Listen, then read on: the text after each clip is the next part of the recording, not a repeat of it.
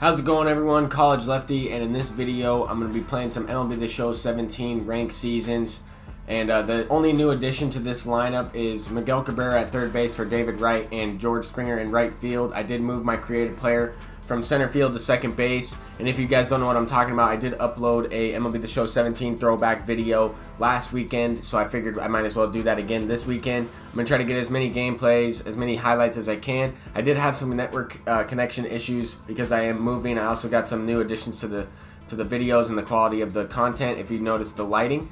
But I do have a blue light. I also have some other colors that, it's an LED light that has multiple colors. But this opponent has an amazing team.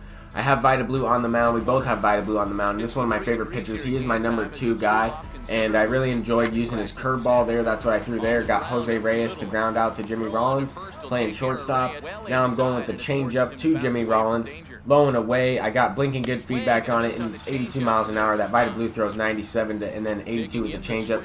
I wish it would have been a little bit better in MLB The Show 18. I did use them though because that was the card I got for a flawless 12-0 BR run early on in the season on my first run of the year. But there Carlos Beltran's ripping a base hit, bringing up Joey Votto. I'm going with the two-seamer inside. I'm looking to jam him on an 0-1 count. He is stealing, and I am able to get the jam shot to third base. Miguel Cabrera makes the play. Later on in the game, in the top of the third inning, 2-2 count to Victor Martinez. I hung a pitch there, and he hits it out to left field. That's going to be a solo shot from Victor Martinez. That's a ticket counter V-Mart, and he was amazing in MLB The Show 17. Just had a really nice swing, really nice animations, and he was always hitting the ball hard, no matter if it was from the left side or the right side. The only thing is he had terrible fielding and horrible speed.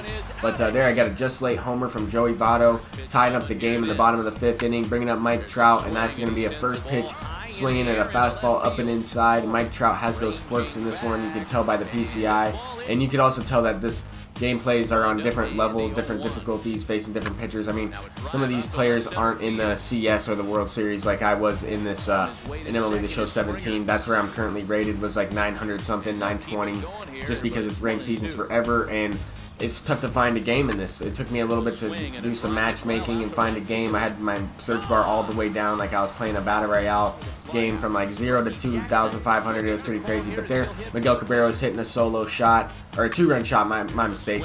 And now Reggie Jackson pinch hitting for the pitcher, coming in off the bench, hitting a solo shot there.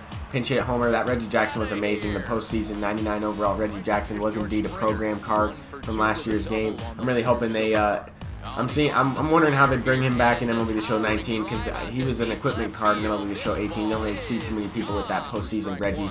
But there, George Springer was hitting a no-doubt home run. He had a really short swing in this game, and I really hope they bring that card back. I know that a lot of people requested that specific gameplay. They wanted to see me use that 95 overall George Springer, so I put him in the lineup. This opponent did send a concede, which is a little bit different. In MLB The Show 18, we don't have a concede, where the opponent will send a friendly quit rather than a concede to victory. But I did accept it, because then he was just going to quit out. However, I jumped into another game, and this opponent is an amazing player. He had a crazy record. I wanted to show it. 1,188 and 42. That was in this season alone. So this guy's played a ton of games just only in this season. He's always on this MLB The Show 17, I guess. I wonder if he played MLB The Show 18 at all. But definitely a good player, 12-0 player. I knew I was going to have a tough time playing this one.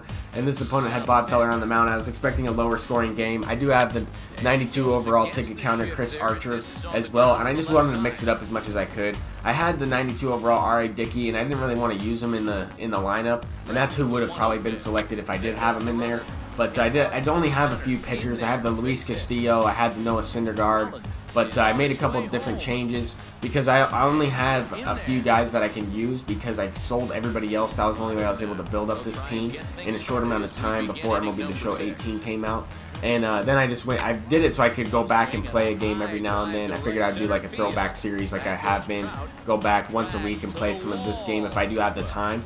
But there I was able to take the lead with Finest Votto, hit a home run to right field. And now I have Goose Gossage in the bottom of the 9th inning trying to close this one out, down to his last 3 outs. And I mean, this was a great game back and forth. I could have shown the whole entire thing, but it was kind of a low-scoring game, not too many highlights. He was able to tie it up in the bottom of the 9th there, and makes it 3-3. In the bottom of the 10th inning, I wasn't able to score in the top of the 10th, but Lou Brock is coming in off the bench, hitting a base hit, and I figured that was going to be it right there. He's going to be able to steal second easily. That's exactly what he did.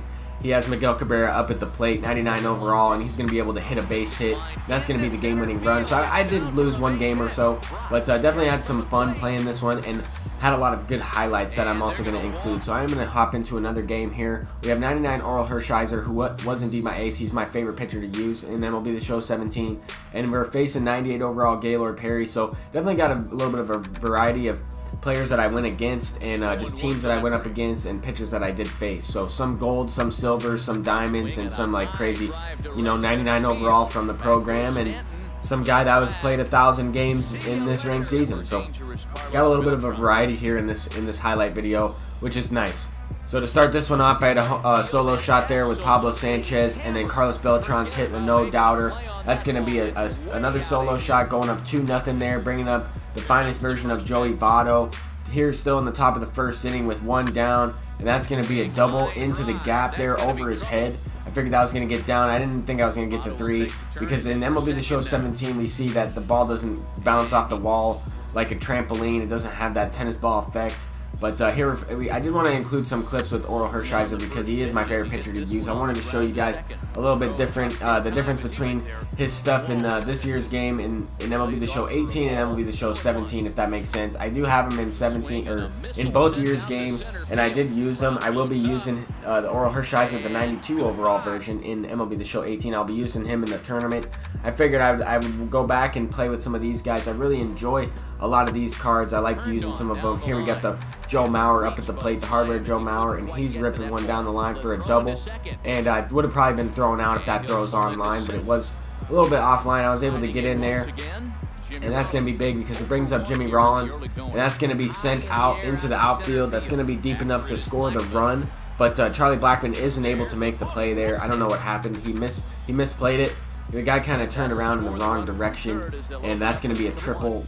Well, it'll probably be scored as an error, but that brings up Finest Votto in the top of the third inning with already a double in the game, and he's going to inside out that one looked like a really nice swing on a low and inside pitch, hits it the other way. Probably was just late on it, but that looked like a good swing. Ended up quitting out of that one, or something happened, might have froze, and I just quit out of it. I wasn't going to sit around and freeze off, but I figured I'd try to get one more game in or a couple more games in. We have Roy Oswalt, the 95 overall Roy Oswalt. This card was amazing. It was a postseason version. We're going up against the breakout version of Tom Seaver. So a card that we see in MLB The Show 18, and Immortal Tom Seaver was one of the most effective pitchers in the game. And in MLB The Show 17, he just really wasn't as effective. Even the 99 overall, there's a couple different versions of him. And at one point in 16, I think Tom Seaver was one of the best pitchers in the entire game. And in this year's game 17, he wasn't all that great. And then in 18, he was honestly, I mean, the best immortal pitcher. We saw that from the beginning. And you could argue Kershaw in there as well, but Tom Seaver, for the most part, was the most consistent, best pitcher of the MLB The Show 18 series. Here we have Jimmy Rollins up at the plate. That's going to be a slider over the middle part of the zone. I kind of snapped the PCI down and got that one and pulled it out to the right field. In MLB The Show 18, that's probably a foul ball. But the game physics in this one, that kept it fair. Same thing here. That's definitely a foul ball in MLB The Show 18. That thing's going to hook way to the right. In this one, it stays fair. It goes over the wall to the left side of it. And I also wanted to include a couple clips from my pitching point of view with Roy Oswalt pitching, different guys that I was using in this one.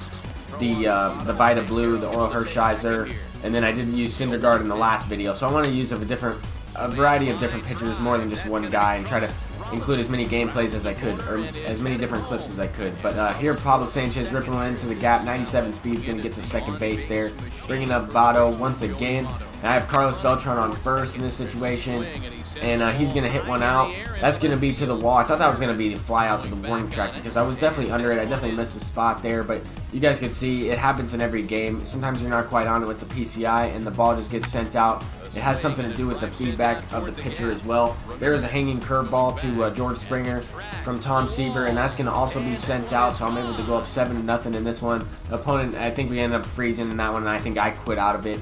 But here we have Roy Oswalt on the mound once again. I put Reggie Jackson in the starting lineup this time in right field, and here he is up right now, and that's going to be a smash into the gap, and that's going to get over the wall. I didn't think it was going to go out, but that's going to be just high enough and get over the center field wall there. Griffey making a making an attempt to rob it.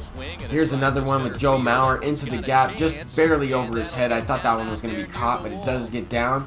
And that's going to score Miguel Cabrera from first base. That's going to be a triple from Joe Mauer. And I just want to include as many hitters as I have in my lineup, as many different at-bats as I possibly could. Reggie Jackson here once again, and this is going to be a horrible hit. That's going to fall. I knew it right off the bat that I was going to get down. That's going to be a double, and it's just really unfortunate when you see those types of hits. You see them in any MLB The Show. It's just a part of the game.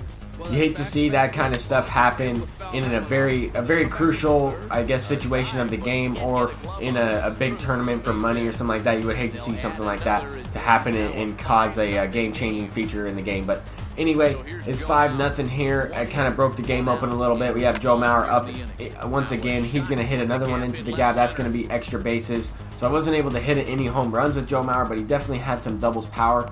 I was able to hit a couple extra base hits with him, and that's going to bring up Lou Brock. I did pinch hit for my pitcher in this situation, even though it was the 4th inning. I figured, why the heck not? I'm trying to break this game open. I power swung on that one, send it into the gap, and that's going to be a triple. I'm thinking 3 bases right out of the box there with 99 speed. He gets the ball in on a relay, and Lou Brock is definitely safe there. We have Jimmy Rollins up still with 1 out in the inning. I'm looking for a sac fly, and I get a little bit more than the sac fly. That's going to be a 2-run shot. I wasn't sure if that one was going to stay fair, but you guys could see the ball kind of just went straight over the left field wall, and that's going to do it for this video. I figured I'd end on that, guys. Thank you guys so much for watching. I appreciate all the support, and hopefully you guys enjoy these throwback videos. MLB The Show 17. Until next time, guys, peace out.